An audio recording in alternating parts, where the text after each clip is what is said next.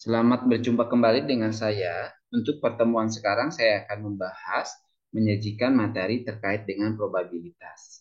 Nah, kita bicara tentang probabilitas atau istilah lainnya yang senantiasa kita pahami itu adalah berupa suatu peluang begitu. Maka kita bicara tentang peluang, kita bicara juga tentang kejadian. Karena kan memang peluang itu untuk memprediksi suatu peristiwa yang akan terjadi.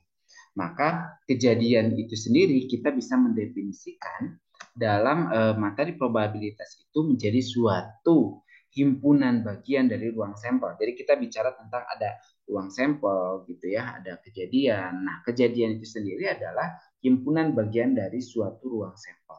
Nah, kejadian itu simbolnya itu dengan A ya. Jadi teman-teman kalau misalkan ada penulisan A itu adalah lambang dari kejadian atau ada juga yang kejadian itu simbolnya dengan huruf E itu sama saja ya. Jadi nanti jangan aneh kalau ada lambang dua lambang ini dalam probabilitas itu menyatakan tentang kejadian. Nah, contohnya misalkan dalam pelemparan sebuah koin maka munculnya salah satu dari dua sisi dinyatakan sebagai apa namanya ruang sampelnya ini adalah angka dan gambar gitu ya. Nah, kemudian kalau misalkan ada himpunan A itu adalah M saja atau B saja, maka kita katakan bahwa A itu adalah subset. Subset itu adalah himpunan bagian gitu ya. Beda dengan titik sampel. Kalau titik sampel itu adalah anggota dari atau titik-titik yang atau unsur-unsur yang ada pada ruang sampel. Contoh M saja, B saja. Tapi kalau kita bicara tentang suatu kumpulan A atau himpunan A, di sini dikatakan A itu adalah M saja gitu.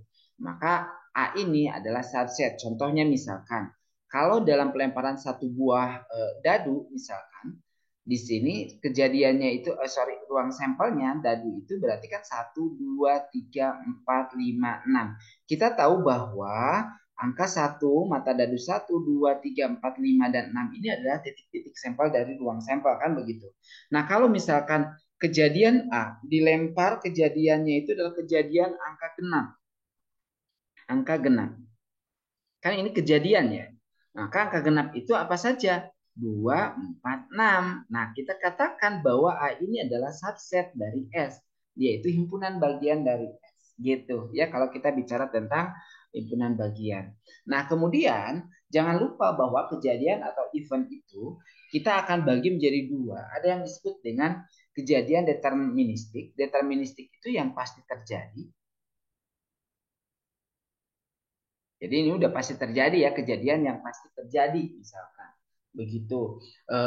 Contoh misalkan kejadian munculnya rembulan, munculnya bulan di malam hari itu kan pasti terjadi misalkan begitu. Walaupun apa namanya ada gerhana, gelap dan lain sebagainya, tapi kan tetap munculnya di malam hari atau yang sudah real misalkan di siang hari itu muncul matahari begitu. Nah, itu adalah deterministik, sudah apa kejadian yang sudah pasti terjadi. Kemudian yang kedua adalah stokastik. Nah, kalau kita bicara tentang stokastik, ini dikenal juga dengan istilah kejadian probabilistik atau kejadian peluang gitu ya. Kenapa? Karena memang stokastik ini bicara tentang apa? Memprediksi. Jadi ini memprediksi peristiwa yang akan terjadi, yang akan terjadi. Nah, ini yang akan kita bahas itu adalah terkait dengan kejadian probabilistik ini yang akan menjadi cakupan pembahasan kita. Nah, kemudian kejadian sendiri ini dibagi menjadi dua. Kalau kita dilihat dari banyak kejadian, ada yang disebut dengan atau objeknya kejadian sederhana dan kejadian majemuk. Untuk kejadian sederhana itu yang seperti apa? Misalkan dalam pelemparan atau misalkan dalam pengocokan kartu bridge, kartu remi, misalkan terambilnya kartu as hitam. Nah, ini kan kejadian sederhana. As hitam udah apa namanya benar-benar si kategorinya sudah jelas. As berwarna hitam begitu. Atau misalkan as keriting berwarna hitam, misalkan begitu. Nah, sedangkan kalau kejadian majemuk di situ masih apa namanya sifatnya itu lebih lebih masih luas ya seperti itu atau masih kompleks. Contoh misalkan begini. dalam pengambilan satu kartu bridge, misalkan terambilnya kartu kartu warna hitam. Nah, warna hitam itu banyak kan macamnya. Bahkan di hitam itu sendiri dibagi dua. Ada yang scope dan ada yang keriting. Kan kalau yang merah itu adalah hati dan diamond kan seperti itu. Nah, jadi kalau misalkan bisa membedakan kita tentang kejadian sederhana dan kejadian menjemuk dari dua contoh yang tadi saya sampaikan. Nah, kemudian kalau kita bicara tentang ruang sampel, ini bisa kita bedakan menjadi dua kejadian atau lebih gitu ya. Jadi dalam suatu ruang sampel itu bisa terjadi atau bisa terdapat dua kejadian atau lebih gitu ya, seperti itu. Bisa terdapat contoh misalkan kita katakan ada dua kejadian dikatakan saling bebas atau statistical independent. Ini terjadi ketika memang kejadian yang satu itu tidak mempengaruhi terjadinya kejadian yang lain. Nah, ini yang disebut dengan kejadian saling bebas. Ingat ya, kejadian saling bebas itu adalah kejadian A tidak dipengaruhi oleh kejadian B, atau sebaliknya kejadian B tidak akan mempengaruhi kejadian A. Contohnya bagaimana? Misalkan ada ibu-ibu nih mencuci sabun misalkan ya, mencuci dengan menggunakan sabun dan deterjen.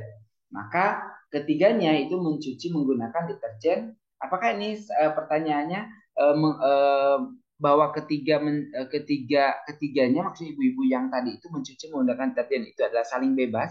Catatannya deterjen. Jadi kita fokus ke yang deterjennya ya. Nah, ruang sampelnya kan seperti ini, ada 8 NS-nya.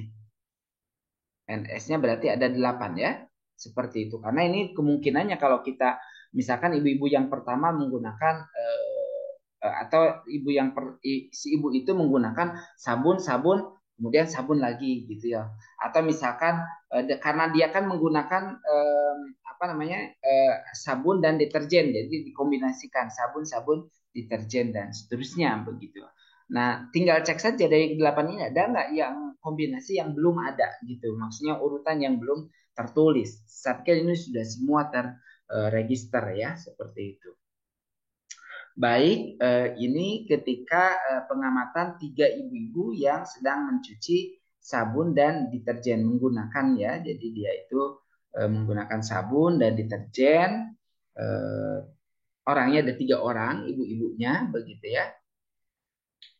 Oke, kita akan lihat sekarang untuk yang kasus ibu yang pertama.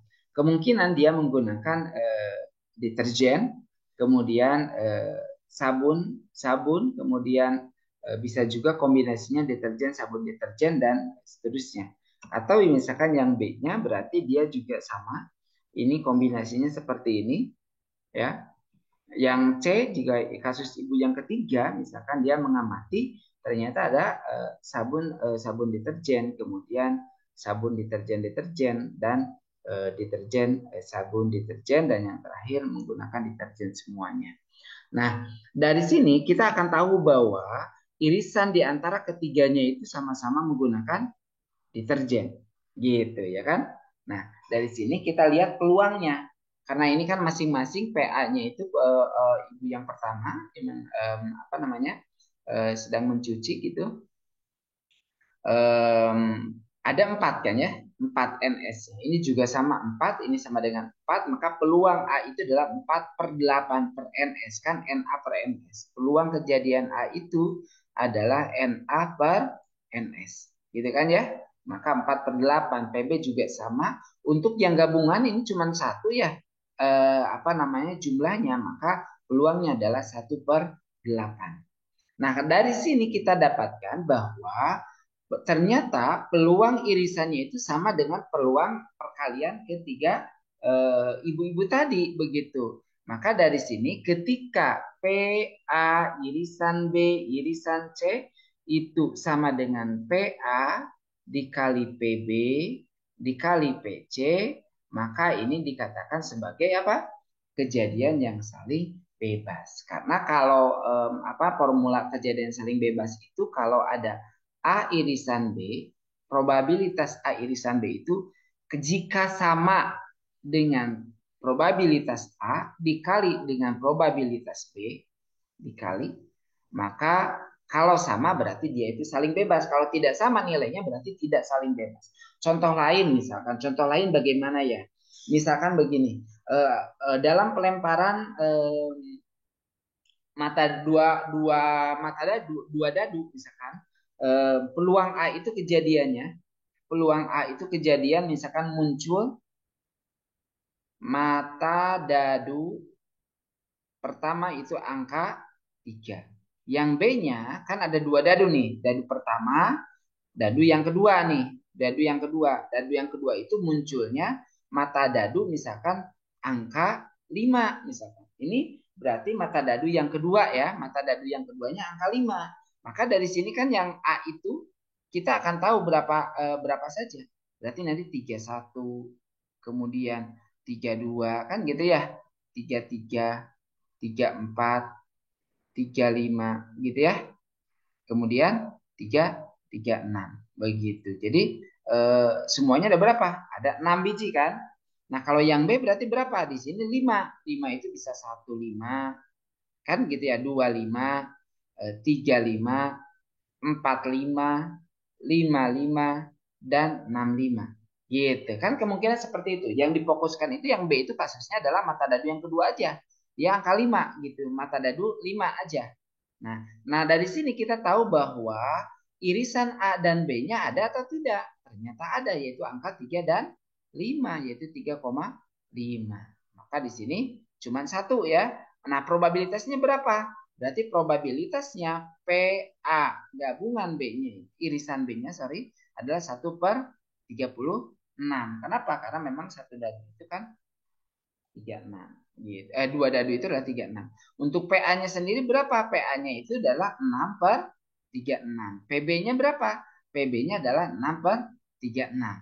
Gitu. Jadi nanti ini kalau PA kali PB, PA dikali dengan PB, hasilnya berapa? 1/6 kali 1/6, 1/36. Jadi sama dengan irisannya. Sehingga ini kejadian yang saling bebas gitu atau statistikal independen. Next kita lihat yang kedua itu kejadian dikatakan saling lepas. Bagaimana kita katakan ada dua kejadian saling lepas itu jika dan hanya jika kedua kejadian tersebut tidak dapat terjadi secara bersama-sama.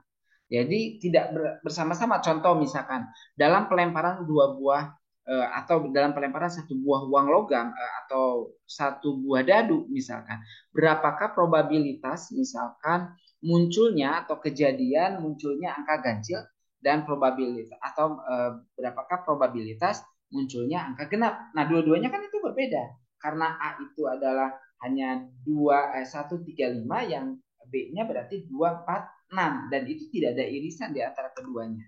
Gitu. Atau misalkan begini, dalam dua pelemparan kejadian munculnya dua muka, dadu dengan jumlah 7 dan 11 saling lepas. Apakah saling lepas? Kita cek di sini. Nah, untuk yang A yang jumlah 7 itu 16, 25, 34, 43, 52 dan 61. Yang B-nya adalah 65 dan 56 yang jumlahnya dia pengen 11. Berarti di sini ada jumlahnya ada 2, kalau yang ini ada 1, 2 dan 6 ya. Maka probabilitas A-nya berapa? Berarti probabilitasnya adalah 6/36, yang ini adalah 2/36. Irisannya sendiri ada nggak? Tidak ada di antara keduanya. Sedangkan kalau kita lihat gabungan di antara keduanya, antara A dan B, ini ya tinggal kita tulis lagi. Ada berapa nih? 1, 2, 3, 4, 5, 6, 7, 8. Ini 8/36. Nah, kita akan lihat di sini bahwa ketika gitu kan irisannya memang nggak ada di sini ya, irisannya nggak ada nih. Nah, kita PA gabungan B itu berarti nanti PA ditambah PB dikurangi PA irisan B. Berarti ini 8/36, itu PA-nya adalah 1/6 ditambah 1/18 ditambah dia itu 0 ya, himpunan kosongnya kan himpunan kosong ya atau tidak ada gitu ya. Berarti ya sudah, kalau ini dikalikan dengan apa namanya? Nilainya berarti nanti nilainya juga sama-sama apa namanya, nilainya adalah sama begitu ya. Kalau misalkan kita bicara tentang probabilitas, karena yang kiri itu adalah berapa nih, 4/18 karena diperkecil ya, dibagi dua atas bawah. Yang kanan berarti samakan penyebutnya, berarti ini jadi 3/18. Berarti 4 per 3 tambah 1 per 18. Sama kiri kanan. Karena kenapa? Kalau dikatakan saling lepas itu, maka probabilitas A gabungan dengan B itu nilainya adalah sama dengan PA, probabilitas A, kejadian A ditambah dengan probabilitas kejadian B. Nilainya harus sama. Kalau tidak sama berarti dia tidak saling lepas. Gitu ya? Oke. Next, kita lihat nih, ada hubungan antara dua kejadian atau lebih. Itu kan biasanya digunakan dengan diagram Venn. Kita sudah pada tahu semua untuk kasus yang seperti ini. Pertama, himpunan semesta. Ini kan jadi semua yang ada dalam kotak itu adalah himpunan semesta. Kemudian ingat, ini adalah A, ini subset. Himpunan bagian dari himpunan semesta. Kan begitu ya? Jadi kalau ada B juga berarti ini B. Berarti B juga dia subset dari S. Jangan lupa ya. Oke, ini S. Ini himpunan semestanya S-nya. Nah, ketika yang diarsir ini itu disebutnya dengan, kalau misalkan yang lingkaran putih ini A, maka yang diarsir itu adalah A komplement di luar dari himpunan A gitu loh. Nah, ini yang disebut dengan komplement. Nah, kemudian yang ini berarti A gabungan B. Jadi kalau misalkan ini A dan B-nya diiris ada irisan kemudian digabungkan berarti ya sudah, berarti ini adalah A gabungan B, gambarnya seperti ini. Atau union ya, penjumlahan. Nah, jika A dan B itu hubungan bagian dari semesta, maka A dan B itu A gabungan B, unionnya himpunan semua elemen yang menjadi bagian dari A atau B atau keduanya. Digabung ya. Nah, kita lihat coba irisan. Nah, kalau ini irisan itu yang ada di tengah-tengahnya. Kalau misalkan ini ada B, berarti A irisan B, gitu ya. Maka ini yang di tengah-tengah ini adalah irisannya. Gitu. Jadi kalau yang tengah-tengah ini disebutnya interseksi atau produk ya, atau irisan. Jika A dan B adalah himpunan bagian dari semesta S, maka A irisan B adalah himpunan semua elemen yang menjadi bagian dari A dan B. Gitu. Berikutnya juga, nah kalau B gimana? Himpunan juga ya, himpunan bagian dari A gitu. Nah kemudian ada juga kalau kita bicara tentang yang gambarnya seperti ini, hati-hati. Misalkan ada A ini A, ini B. Ini dia. Nah ini yang diarsir itu sama dengan A dikurangi dengan B. Gitu kan? A diambil oleh yang lingkaran putih, digunting. Di sisanya yang tinggal yang arsir aja, yang hitam aja. Karena digunting, diambil oleh B. Sebagian ini yang punya A diambil. Nah, seperti itu. A dikurangi B. Ya, jangan lupa. Nah, contohnya misalkan gabungan atau union. Ini tadi, misalkan ada A 2358, B-nya 368, maka gabungannya adalah semuanya digabung. Atau gambarnya seperti ini. Berarti A, ini B, gitu ya. Jadi ini adalah gabungannya. Gitu semuanya. Atau kalau misalkan mau dimasukkan, kan irisannya ada angka 3 dan 8 nih. Berarti ini 3 dan 8, ini A, ini B, A-nya berarti 2 dan 5 di sini, ini ada angka 6 di sini ya, seperti itu. Jadi gabungannya adalah 2, 3, 5, 6, 8. Gitu, seperti itu. Ini kalau kita bicara gabungan, intersection atau irisan, ini kita akan lihat misalkan A dengan B irisannya adalah 3, 8. Berarti jelasnya ini 3, ini 8, ini A, ini B misalkan. Yang A itu berarti dia punya ini berapa? 8 ya. 3 dan 8 aja ya. Berarti ini 2 dan 5 ini. Nah, gitu. Irisannya adalah yang di tengah. Gitu ya. Seperti itu. Kemudian komplement berarti komplement itu di luar daripada S berarti ya. Kalau A maka A komplement misalkan begini. Kita punya S-nya. A-nya itu adalah berapa? 3, 6, 8. Ini A. Nah, kemudian S-nya itu adalah 2, 3, 5, 6, 8. Maka ingat yang di luar dari A itulah yang disebut dengan komplement, yaitu angka 2 dan, sorry, ini harusnya 2 dan 5 ya. Bukan 2 dan 6 ya, 2 dan 5. Ini adalah A komplementnya yang ada di luar dari A, ini semestanya gitu. Nah, kalau setangkup itu berarti nanti ketika kita lihat di sini irisannya, kita cek dulu irisannya. Nah, irisannya itu begini, misalkan ada A, ada B. irisannya itu kan antara angka 3 dan 8 nih. 3 dan 8, A-nya 2 dan 5, B-nya ada 6. Maka irisannya sudah ada 3 dan 8 harusnya. Gitu. Maka yang disebut dengan stangkup itu adalah selisih stangkup itu disebut selisih stangkup yang di luar daripada yang diiriskan. Atau kalau gambarannya mas seperti ini. Stangkup itu A dan B. Nah ini. Di luar dari irisannya gitu ya. Jadi stangkup itu adalah di luar dari irisannya.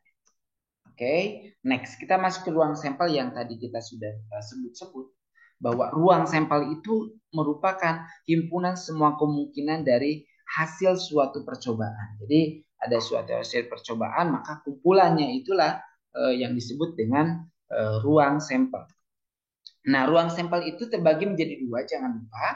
Ada ruang sampel yang bersifat diskrit dan ada juga yang bersifat kontinu. Nah, bagaimana kita bisa katakan ada sampel diskrit dan sampel kontinu? Karena ini kan ngomongin tentang data. Kita berbicara tentang data. Data itu kita sudah bicara. Data hasil dari perhitungan. Contoh, kan diskrit itu adalah hasil dari perhitungan. Oke, misalkan siswa laki-laki di sekolah itu ada berapa? Itu kan mencari data, menghitung jumlah misalkan populasi harimau misalkan ya di Jawa Barat, gitu ya kan? Nah itu hasil perhitungan. Maka ini sampelnya sampel diskrit. Kita ambil aja sampelnya misalkan di daerah ujung kulon misalkan seperti ini dicek begitu yang di habitatnya atau misalkan di kebun binatang misalkan. Nah, itu kan bisa dihitung. Nah, sedangkan kalau yang continue itu adalah hasil dari pengukuran. Maka pengukuran itu contoh berat badan, tinggi badan, dan lain sebagainya. Gitu ya. Maka angka-angkanya itu angka yang continue, koma-koma biasanya. Kalau di sini kan bilangan bulan. Seperti itu. Contoh ruang sampel misalkan dalam pelemparan satu buah dadu sekali, ya, maka ruang sampelnya adalah semua mata dadu dalam apa namanya yang mungkin terjadi yaitu 1, 2, 3, 4, 5, 6. Nah, sekarang kita masuk ke titik sampel yang tadi saya singgung. Nah, titik sampel itu adalah setiap anggota dari ruang sampel. Contohnya dalam pelemparan mata dadu dalam satu buah dadu misalkan mata dadu satu merupakan titik sampel dari ruang sampel sebuah dadu ketika dilemparkan satu kali atau misalkan mata dadu 4 misalkan gitu ya. Mata dadu 4 itu kan titik sampel, mata dadu 5 titik sampel dan seterusnya dari ruang sampel itu sendiri. Baik, nah ini ada beberapa istilah yang harus teman-teman bedakan. Kalau di teori himpunan itu kita bicara tentang himpunan semesta. Nah, kalau dalam konsep probabilitas ini disebutnya dengan ruang sampel. Jadi hampir sama dengan himpunan. Himpunan semesta kalau di probabilitas mah disebutnya dengan ruang sampel. Nah, kemudian himpunan bagian A. Nah, himpunan bagian A itu dalam konsep probabilitas itu adalah kejadian A. Ya, himpunan bagian gitu ya. Jadi A subset dari B. Nah, himpunan bagian. Kalau dalam probabilitas disebutnya kejadian A. Nah, kalau anggota himpunan gitu ya, anggota himpunan mahasiswa misalkan, gitu ya, maka mahasiswa itu adalah sebagai anggota himpunannya. Nah, kalau dalam konsep probabilitas itu mereka itu anggota himpunan mahasiswa-mahasiswa tersebut adalah titik sampelnya gitu. Kemudian juga jangan lupa ini dalam teori himpunan itu kalau himpunan kosong itu menyatakan dengan coret ya, nol kemudian dicoret. Nah, kalau dalam konsep probabilitas yang dimaksud dengan himpunan kosong itu adalah kejadian yang tidak terjadi, tidak muncul. Nah, kemudian elemen A, B berarti kalau elemen gitu ya, ini disebutnya dengan titik sampel A, B. Jadi titik sampel di probabilitas disebutnya elemen itu. Kalau himpunan A, B berarti peristiwa terjadinya A dan B. A komplement berarti kejadian A tidak muncul. Gitu ya. A tidak muncul. Gitu. Kemudian yang B, misalkan himpunan A gabungan B. Ini kalau dalam himpunan A gabungan B berarti salah satu kejadian A atau. Nah, atau itu adalah himpunan gabungan atau. Kalau irisan ini dalam probabilitas dengan kata dan. Jangan lupa ya. Kalau subset berarti dia apa? Subset itu adalah sub kejadian dari B di mana munculnya kejadian A berimplikasi pada kemunculan B gitu ya, seperti itu. Nah, sedangkan kalau misalkan himpunan A, B itu adalah bukan himpunan kosong atau tidak ada, A kali B-nya tidak ada, gitu. Maka ini yang disebut dengan mutual eksklusif atau yang disebut juga dengan istilah saling lepas. Nah, saling lepas gitu ya.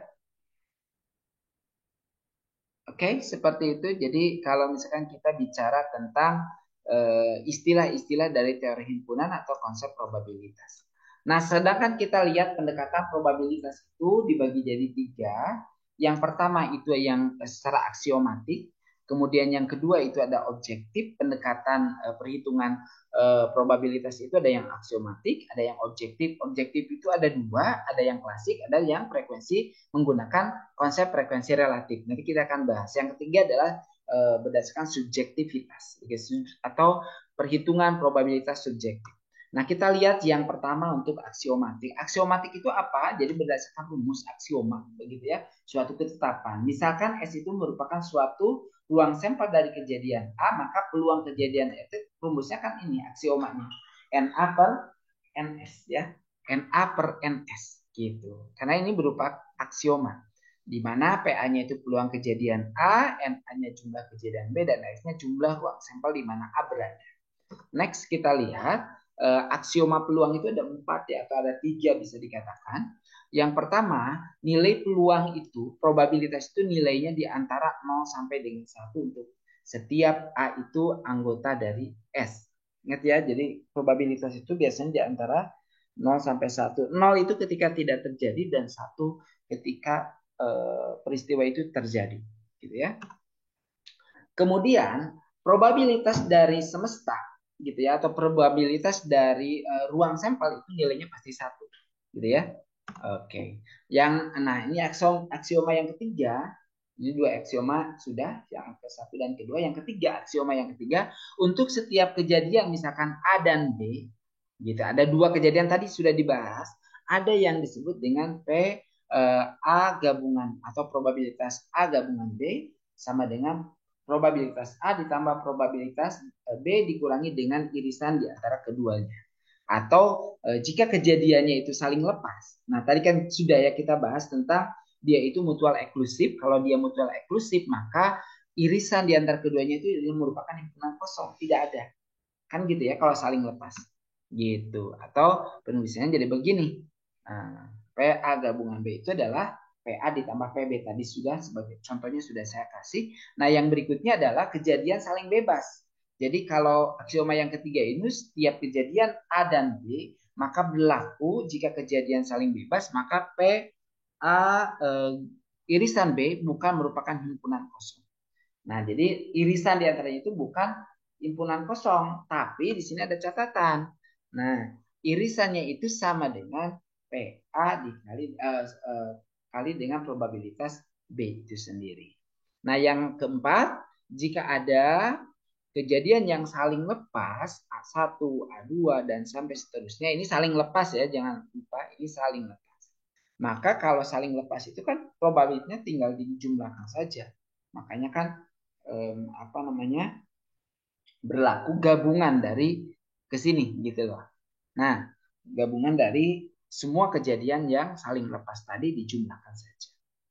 Oke, seperti itu. Nah, kedua, pendekatan objektif.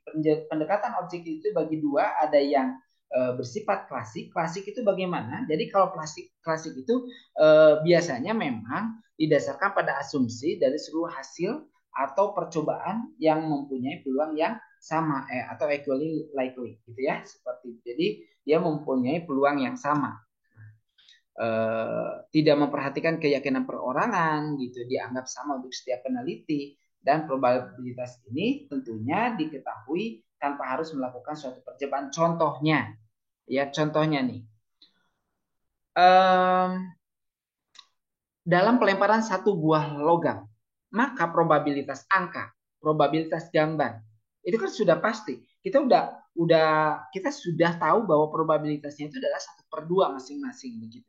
Jadi nggak perlu tuh memperhatikan keyakinan perorangan. Enggak, kita nggak nanya lagi nih. Kamu yakin nggak kalau peluang atau probabilitas munculnya angka ketika dilempar itu 1/2, setengahnya, 50-50. Kan nggak perlu nanya lagi dan memang udah pasti kan. Kalau ada kemungkinan, contoh misalkan ada 2 jalur jalan ke kiri dan ke kanan. Kamu mau memilih mana? Ke kiri atau ke kanan? Peluangnya berapa? Ya 50-50 gitu. Saya bisa ke kiri, bisa ke kanan. Orang itu bisa ke kiri, bisa ke kanan. Kalau sudah terjadi, udah nggak ngobrolin lagi probabilitas kan? Karena memang itu kejadian yang memang sudah terjadi begitu. Oke ya, seperti itu. Nah, contoh misalkan pelemparan koin dan dadu tadi. Nah, pendekatan yang kedua adalah frekuensi relatif. Nah, ya kalau menggunakan frekuensi relatif, biasanya ini didasarkan pada pendekatan probabilitas ketika peristiwa atau kejadian jangka panjang apabila semua kondisi stabil, kemudian frekuensi relatif diamati melalui sejumlah percobaan besar. Contoh misalkan dari 1.000 kali pelemparan ternyata munculnya angka itu adalah 540, maka peluangnya tinggal dibagi gitu. Atau dari di sini 1.000 kali pelemparan koin menghasilkan munculnya angka itu 520, maka frekuensi relatifnya adalah 520 per 1.000 gitu. Dikatakan sebagai peluang juga frekuensi relatif itu gitu ya, seperti itu. Nah, yang terakhir adalah pendekatan subjektif. Kalau subjektif itu ya berdasarkan individu, keyakinan individu, pengalaman atau intuisinya atau justifikasi personal, sehingga ada perbedaan untuk setiap peneliti. Jadi nanti hasilnya karena subjektif, menurut penelitian ini mah jawabannya A, yang ini A minus atau A positif. Tergantung. Ini adalah tergantung dari keyakinan individu atau pengalaman. Gitu ya. Misalkan orang yang sering menggunakan riset bisa memprediksi nih.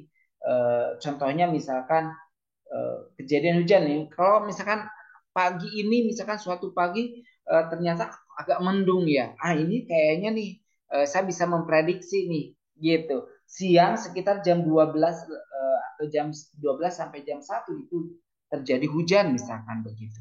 Nah itu kan apa namanya keyakinan individu gitu atau intuisi dari seseorang untuk memprediksi curah hujan dan apa namanya prediksi menurut orang lain juga bisa berbeda.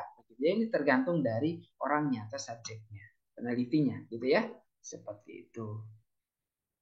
Maka kalau misalkan di sini ada catatan apabila ada pengamatan masa lalu sebagai dasar, nah atau misalkan karena memang referensi yang dulu-dulu juga memang seperti itu nih panen padi itu sekitar bulan September atau misalkan bulan April misalkan begitu ya. Seperti karena kalau dulu itu September itu musim hujan, ini udah mulai ya musim hujan biasanya seperti itu. Produktivitas mulai menanam padi dan lain sebagainya itu di bulan-bulan itu kalau zaman dulu gitu ya seperti itu. Maka orang bisa memprediksi nih gitu. Kayaknya di bulan ini kita ini berdasarkan pengalaman. Nah, itu berarti sifatnya itu subjektif. Oke, kita akan bicara tentang menghitung titik sampel. Bagaimana terkait dengan counting rules-nya digunakan untuk mencacah digunakan untuk mencacah atau menghitung semua kemungkinan hasil outcome atau dari outcome-nya itu kita lakukan dengan cara mencacah begitu ya. Contoh misalkan ini apabila yang pertama terkait dengan sampel jika ada n mutual eksklusif gitu ya. Jadi kalau misalkan kita mutual eksklusif itu kejadian yang saling lepas ya, tadi udah dibahas banget terkait mutual eksklusif atau collectively exhaustive event, berarti itu adalah gabungan suatu kejadian yang harus mencakup semua peristiwa dalam seluruh ruang sampel. Jadi harus mencakup semua peristiwa yang ada dalam ruang sampel. Misalkan jika ada N yang mutual eksklusif dan collectively exhaustive event yang berbeda di mana setiap eventnya terdapat percobaan, misalkan ada berapa percobaan, 3 percobaan dan lain sebagainya, maka jumlah semua kemungkinan caranya adalah tinggal kita kalikan saja N dikali dengan K. Contoh pelemparan satu buah dadu sebanyak 2 kali, berarti nanti satu dadu itu 6, berarti 2 kali. Ya berarti harusnya di sini adalah N pangkat K. Sorry ya, ini harusnya N pangkat K. Rumusnya adalah N pangkat K. Jadi N pangkat K sehingga 6 pangkat 2. Jadi 36. Gitu. Seperti itu. Nah, Yang kedua, jika ada K kejadian pada percobaan pertama, kemudian ada K2 pada percobaan kedua dan seterusnya, maka bagaimana cara menentukannya? Jumlah semua kemungkinan tinggal kalikan semuanya begitu. Contoh misalkan kita punya 2 baju, 4 celana panjang, ingin di mix and match gitu, akan dipasangkan.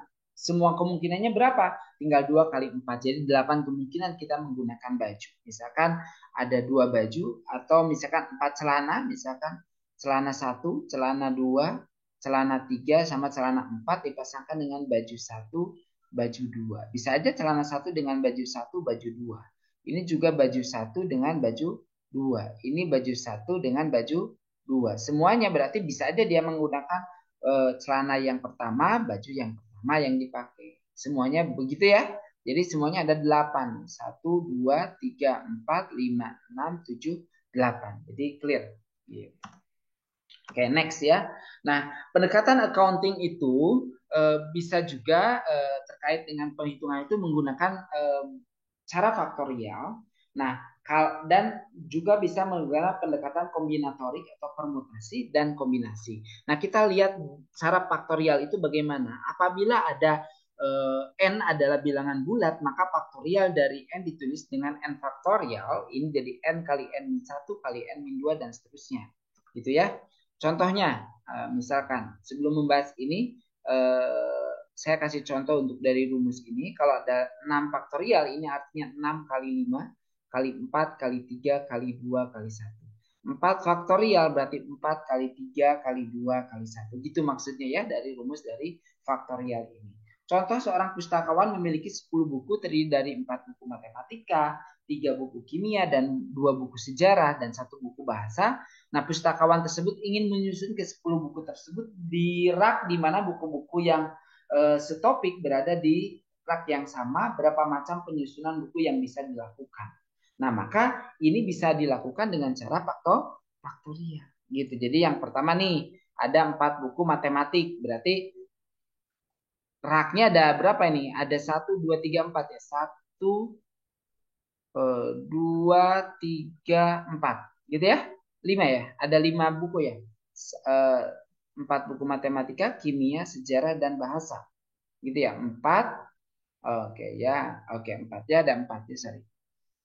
Nah, bisa dia itu matematika di sini, bisa kimia, bisa sejarah, bisa bahasa. Matematika ada 4, berarti dia itu matematika 1, matematika 2, matematika 3, matematika 4. Jadi ada 4 faktorial. Kenapa 4 faktorial? Karena ini bisa diacak. Si 4 ini itu bisa ditukar-tukar. Bisa aja susunannya jadi M2, M1, M3, M4. Bisa juga M5, M2, M1, M4. Dan seluruhnya dan seterusnya, yaitu dengan cara 4 faktorial. Nah, kimia juga ada 3 buku di sini, berarti 3 faktorial. Nah, apa namanya, sejarah 2 faktorial, hanya 2 buku. 2 faktorial itu kayak gimana sih? Sejarah 1 sama sejarah 2 bisa juga posisinya ditulis dulu atau disimpan dulu, yang kedua dulu yang di belakang kiri. Yang kanannya berarti S1. Ada nggak kemungkinan lain? Nggak ada. Ya udah cuma 2 faktorial saja, atau 2 kali 1 sama dengan 2. Tuh, kan ada 2 cara menyusunnya gitu loh. Bahasa mah ya cuma 1 begitu. Nah, tapi di sini hati-hati, antara matematika, kimia, sejarah sama bahasa itu kan bisa ditukar juga, tapi ini satu bundle, satu paket, satu ikatan mereka. Bisa saja kimia dulu yang saya simpan di rak yang pertama, rak kedua saya baru sejarah, baru matematika, baru bahasa, dan seterusnya. Maka ini ada berapa buku? Ada 4 macam buku. Maka kalikan lagi dengan 4 faktorial. Gitu ya, seperti itu. Nah, bagaimana sekarang pertanyaannya? Ini jumlahnya kan jadi ada 6.912 cara, banyak banget. Nah, bagaimana kalau ke 10 buku ini akan disimpan di rak berjajar tanpa harus di satu-satukan per tema? Ya, berarti ini diacak aja. Kalau diacak berarti jawabannya adalah 10 faktorial langsung. Udah 10 faktorial kita hitung, 10 kali 9 kali 8 kali 7 dan seterusnya, kali 2 kali 1 nanti di akhirnya. Gitu. Kalau misalkan tidak ada syaratnya. Yang di kasus ini karena ada syarat, yaitu pengen apa? Ingin menyusun di mana buku yang setopik berada di rak yang sama. Nah, ini yang membuat formulanya jadi seperti ini. Kalau nggak ada kalimat ini, pokoknya ingin menyusun 10 buku tersebut di rak. Sampai situ ya udah 10 faktorial jawabannya. Gitu ya. Oke, next kita masuk ke permutasi. Apa itu permutasi? Ini susunan yang dibentuk dari anggota-anggota suatu himpunan dengan mengambil sebagian atau seluruh anggota himpunan. Dan di sini yang di underline itu adalah memberikan arti pada urutan masing-masing anggota. Artinya permutasi itu memperhatikan urutan, gitu ya. Nah, jika dalam sebuah himpunan ada N anggota, terpilih sebanyak R anggota, di mana R-nya itu kurang dari N, maka formulanya adalah boleh seperti ini. Atau ada juga yang nulisnya adalah R, di sini N. Sama aja ya, jadi ketiga penulisan ini adalah sama. Ini ngomongin tentang permutasi. Jadi N faktorial dibagi dengan N min R faktorial. Contohnya bagaimana? Misalkan kita lihat berapa banyak cara untuk menerima 2 pasien rawat inap dari 4 orang pasien yang datang. Gitu ya. Seperti itu. Maka kita tinggal cek saja di sini R-nya itu ada 12 ya. Pasien 1, pasien 2, pasien 1 bisa dengan pasien 3 dan seterusnya. Diambil 2 gitu. Maka dengan permutasi bisa seperti ini. Gitu ya. Seperti itu. Jadi kenapa? Karena pasien rawat inap itu kan jelas urutannya gitu ya, udah ada urutannya. Atau yang lebih real itu begini, dari 4 orang diambil 2 orang untuk menjadi ketua dan wakil ketua. Nah, berarti sama. Rumusnya adalah 4P2. 4 orang, 2 orang untuk jadi ketua dan wakil ketua. Tentunya yang menjadi ketua kan kalau udah terpilih jadi ketua nggak mungkin jadi wakil ketua. Gitu loh. Nah, ini kan urutannya jelas. Nggak mungkin K ketua, misalkan si A jadi ketua, juga dia merangkap jadi wakil ketua kan nggak boleh. Maka ini urutan penting. Nah, kalau pakai pilih slot, ini berarti kan ada 2. Nah, di sini berarti semua orang bisa jadi ketua, wakil ketua. Semua orang punya potensi dipilih jadi ketua, yaitu 4 orang. Ya kan? Terpilihlah 1 orang menjadi ketua, berarti sisanya tinggal 3 orang akan dipilih menjadi wakil ketua, diundi lagi. Jadi 4 kali 3, 12. Pilih slot boleh seperti ini. Karena pilih slot itu adalah aturan permutasi juga. Dengan syarat ini tidak ada boleh yang berulang. Gitu ya. Kalau misalkan penyusunan angka, misalkan dari 3, 4, 5, 6, disusun angka ratusan. Ratusan itu berarti kan 3 tempat gitu. Kalau pakai permutasi ini jadi 4 di sininya tadi 3 ya. 3 apa 4. Jadi jawabannya adalah 4 kan begitu ya. 4 ya, betul ya? Seperti itu. 4 faktorial gitu maksudnya. 4 faktorial. Oke, 4 faktorial dibagi dengan 4 min 3 faktorial. Hasilnya ya 4 faktorial saja gitu. Atau kita lihat di sini berarti kan kalau misalkan ratusan itu yang di sini berarti semua angka 4 angka bisa masuk. Kemudian ini 3 angka, di sini 2 angka. Gitu. Karena kan ini bisa angka 3, bisa angka 4, angka 5, angka 6. Kalau udah terpilih misalkan 1, angka 5 di yang di depan, berarti udah dipakai 1, sisa tinggal 3 angka lagi. 3, 4, 6. Udah kepake misalkan angka 6, berarti tinggal 2 biji lagi, angka 3 dan 4 yang dipilih di satuan. Kan ini untuk posisi satuan. Ini ratusan, ini puluhannya baru satuan. Gitu ya? Seperti itu. Baik. Selain rumus di atas, ada 2 macam permutasi lain yang harus teman-teman ingat. Ada yang disebut dengan permutasi siklis. Ini kalau kasusnya adalah dalam posisi melingkar, duduk melingkar. Nah, siklis itu rumusnya enak banget, n-1 faktorial. Contohnya misalkan dari 5 orang duduk melingkar. 1, 2, 3, 4, 5. Berarti jawabannya berapa? Mereka kalau ingin tukar duduk, berarti tinggal 5 min 1 faktorial. Artinya 4 faktorial saja. Gitu ya. 24 gitu ya. Tapi kalau misalkan gimana kalau ada 2 orang nggak mau terpisah pengen bareng-bareng berarti ini jadi anggap jadi satu kan karena diikat si kursinya. Kalau ini pindah A dan B, A pindah B juga pasti ikut pindah. Tapi pengen berdampingan. Jadi makanya diikat aja kursinya jadi satu sehingga jadi 4 min 1 faktor real dikalikan dengan yang 2 orang ini kan bisa tukar posisi terus 2 faktor gitu ya. Ini kalau siklis. Kemudian permutasi dengan banyak unsur. Nah, ini untuk kalau unsur yang banyak biasanya menggunakan rumusnya seperti ini. Nah, gitu. Contoh dalam menyusun kata kata matematika gitu ya. Macam aja, macam. Nah, bagaimana cara menyusun kata macam? macam itu akan ada berapa nih? Ada 5. Ada 5 angka. Berarti 5 faktorial dibagi yang sama apa? Huruf M, huruf A, dan huruf C. Nah, 5 faktorial. M-nya ada berapa? Ada 2. A-nya ada 2. C-nya ada 1. Gitu. Jadi tinggal dicari. Begitu ya 5 faktorial dibagi 2 faktorial. Mirip dengan tulisan. Oke, seperti itu. Nah, terakhir ini kita bicara tentang kombinasi. Jadi kombinasi ini adalah susunan yang dibentuk dari anggota-anggota suatu himpunan dengan cara mengambil sebagian atau seluruh anggota himpunan. Nah, ingat tanpa memberi arti pada urutan masing-masing anggota. Artinya dia itu tidak memperhatikan urutan. Ingat ya, jadi dia itu tidak memperhatikan urutan. Contoh misalkan dari 4 orang diambil 2 orang untuk mengikuti lomba. Nah kan nggak ada urutan dia menjadi ketua wakil ketua dan nggak ada kategori. Yang penting 2 orang itu sebagai utusan aja.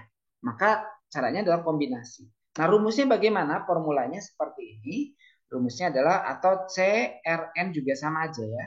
Penulisannya adalah sama. Atau NR ini juga sama. Ini adalah kombinasi. Kalau dalam nulisnya begini pakai kurung R dan N, ini dibacanya kombinasi ya.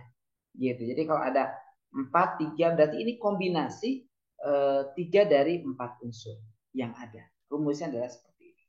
N faktorial dibagi dengan N min R faktorial dikali dengan R faktorial. Kita lihat contohnya dalam sebuah kelompok terdapat 4 kimiawan dan 3 fisikawan. Buatlah susunan 3 orang. Sebagai panitia terdiri dari 2 kimia dan 1 fisikawan. Dan itu berarti dikali. Jangan lupa kalau atau berarti dijumlah ya. Oke, seperti itu. Ini dari 4 orang, dari kelompok ada 7 orang berarti ya. Ada 7 orang. Nah, kita coba lihat. N-nya berarti pertama kita ambil 2 orang kimiawan dari berapa? Dari 4. Nah, 2 dari 4 diambil 2 dari 4. Satunya lagi kan 3 orang, pengen 3 orang nih, pengen 3. 2 tambah 1 kan 3 orang. 1 dari yang fisika gitu ya. Maka ini kombinasinya udah langsung saja. Gitu. Langsung menggunakan konsep, kalau ini konsep dasarnya ya, dicacah seperti ini. Nah, secara rumus berarti kombinasinya 2 dari 4. 4 faktorial dibagi 2 faktorial dikali 4 min 2 faktorial hasilnya adalah 6. Gitu. Ini baru yang siapa? Yang kimiawan saja. Nah, sekarang kita cari yang fisikawannya berapa? Berarti dia cari juga 3 C1 gitu ya. Berarti hasilnya adalah 3. Karena pengen 2 kimiawan dan 1 fisikawan berarti ya dikali 6 kali 3 sama dengan 18 cara gitu. Baik, itu sementara penjelasan dari saya. Semoga apa yang saya sampaikan bisa dapat teman-teman pahami. Terima kasih, sampai ketemu lagi.